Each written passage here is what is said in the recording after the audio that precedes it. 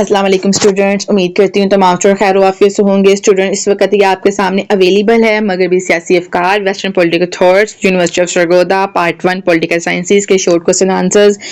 Student short question answers में आपने कुछ टैक्टिक्स का ख्याल रखना है। सबसे पहले ये कि क्वेश्चन में जब ऊपर वाज़ेह मेंशन कर दिया जाता है कि स्टूडेंट्स आपने अपने शॉर्ट क्वेश्चन की जो लेंथ है वो 2 लाइन से 3 लाइन में लिखनी है। सादा अल्फाज का चुनाव करना है, ठीक है, और आपकी वर्डिंग ईजी टू अवेल हो, समझने में आसानी हो। ये ना हो कि चेकर पे ये इम्पैक्ट पड़े कि उसको सोचने में टाइम लगे इस बच्चे ने लिखा कहाँ से है और इस चीज़ का प्रॉपर जवाब बनता भी है या नहीं, ठीक है। जितना इजी, जितना आप उसको कॉम्प्लेक्स नहीं करोगे ना, जितना आप सिंपल लिखोगे उतना ही आपके चांसेस ज़्यादा हैं शॉर्ट में आने के। शॉर्ट कहीं से भी उठा के दे सकते हैं स्टूडेंट्स, हमेशा शॉर्ट अलोंग का पार्ट बनते हैं, लेकिन ये कि शॉर्ट के लिए कोई प्रॉपर सीरीज या कोई प्रॉपर बुक नहीं है जो स्टूडेंट को एज ए मेंटर हम गाइड करें। तो ज़्यादातर यही कोशिश की जाती है कि जो इंपॉर्टेंट क्वेश्चन है उन्हीं में से क्वेश्चन उठा लिया जाए, या ये होता है कि जो पिछले 5 या 8 साल पेपर में बार बार रिपीट होते हैं वो स्टूडेंट को रिपीट करवा दी जाए या रिवाइज करवा दिए जाएं। लेकिन स्टूडेंट अगर पिछले 5 साल या 6 साल भी इकट्ठे किए जाएं तो वो 60 क्रॉस बनते हैं। तो इस पेपर में मुफक्किरीन ही बहुत इंपॉर्टेंट है, तो शॉर्ट पे भी इतना टाइम लग जाता है स्टूडेंट्स का।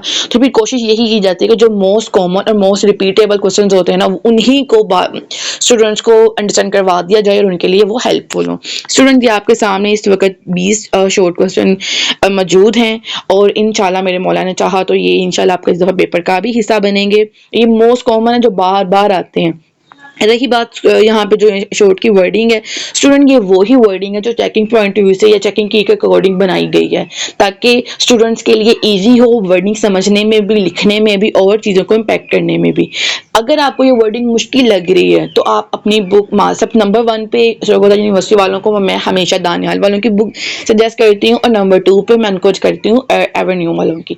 इसके अलावा अगर आपके पास किसी और ब्रांड की या किसी और पब्लिशर्स की भी बुक है तो नो इशू, आप डिपेंड करता है आपको वहाँ की वर्डिंग इजी लगती है तो आप इसका आंसर वहाँ से भी लिख सकते हैं, कोई इशू नहीं है। नंबर 1 पे रियासत की वजाहत करें, नंबर 2 है फैशिज्म की वजाहत करें, नंबर 3 है अफलातून के इंसाफ के नजरिए की वजाहत करें, नंबर जो 4 है वो यहाँ पे हमारे पास है surplus value of Karl Marx की जो नजरिया सरप्लस वैल्यू है ना उसको आप एक्सप्लेन करें, ठीक है। स्टूडेंट इंग्लिश उर्दू में है, आपको जो वर्ड जहाँ का समझ आता है और याद रहने की यादाश्त के लिए अच्छा वो वर्ड अपनी यादाश्त में सेव कर सकते हैं, ठीक है। इसमें उर्दू इंग्लिश का कोई इतना खास मसला नहीं है। चर्च रियासत नादा जो है उसकी वजाहत करें, जलियाती अमल की वजाहत करें, फितरत की हालत की वजाहत करें जिसको आप नेचुरल कानून भी बोलते हैं। उसके अलावा जी मज़हब के बारे में मकालवी के नज़रियात की वजाहत करें। नंबर 10 है फ़लसफ़ी बादशाह की वजाहत करें। उसके बाद है जी गिल्ड सोशलिज्म की वजाहत करें। नंबर 12 है कम्युनिज्म की वजाहत करें। देखिए अगर तो किसी मुफक्किर का नाम नहीं लिखा हुआ ना तो आपने बेसिक कम्युनिज्म की बात करनी है, लेकिन अगर वो रेफरेंस पूछ रहे हैं, तनकीदी नज़रिया या जायज़ा पूछ रहे हैं या खाली कम्युनिज्म पूछ रहे हैं, फिर टोटली डिपेंड ऑन यू, आपके बोल आपके कॉर्ड में है कि आप इसको किस तरह भी एक्सप्लेन कर लो। एक्स्ट्रा लिखने के चक्कर में या चक्कर पे अच्छा इम्पैक्ट डालने के चक्कर में गलत लिखने की जरूरत नहीं है, पॉइंट टू पॉइंट बात करनी है।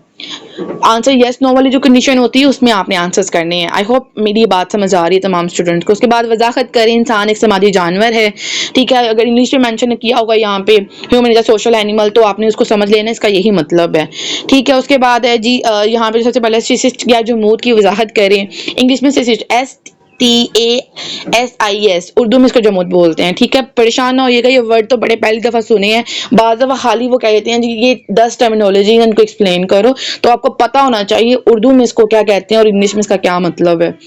उसके बाद है जी जिसको एब्सोल्यूट सर्वेंसी बोलते हैं, उर्दू में इसका मतलब खुद मुख्तारी बोलते हैं, ठीक है, उसको एक्सप्लेन करें। उसके बाद है कि जो मतलब कि नायात की इस्लाह की बयान करें, ये करना है आपने। उसके बाद सियासत की वजाहत करें, कुदरती हकूक की वजाहत करें जिसको बेसिक राइट्स बोलते हैं, ठीक है। उसके बाद JS मिल की तरह जो हुकूमत की नुमाइंदगी की वजाहत करें, अगर इंग्लिश में इसका क्वेश्चन बनता है तो representation of government by JS मिल, तो आपने समझ लेना है कि इसका जवाब ये है। उसके बाद है जी क्वेश्चन नंबर 20 है बादशाहियत की सादा तारीफ करें जिसको मोनार्की बोलते हैं, मोनार्ची बोलते हैं।